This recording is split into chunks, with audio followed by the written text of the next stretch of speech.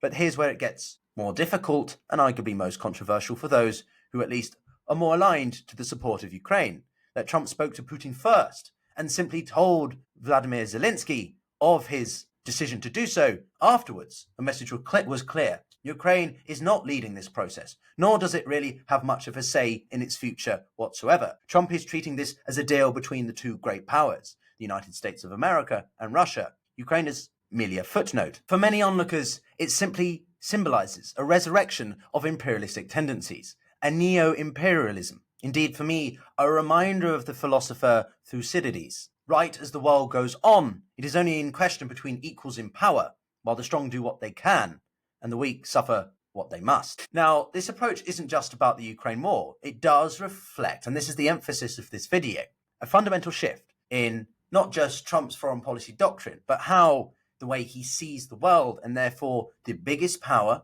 and its way of behaving with other bigger powers is conducted. Power politics. In this worldview, great powers simply carve up the world as they see fit. Smaller nations, like that of Ukraine, are merely pawns in a gambit. Ukraine's sovereignty, not really a priority. It's not a concern for Trump. For Trump, his real negotiation is between Washington and Moscow, much like Putin's terms and communications have always been directed to America and Washington, with Kiev and Ukraine merely a mention, but never really someone that Russia felt it needed to engage with directly. Indeed, the era of multilateral diplomacy, where the smaller states have a seat at the table, in this case the United Nations, is seemingly fading fast. Instead, we're entering a new age of what some could argue is neo-imperialism, where the strong do what they can and the weak suffer what they must.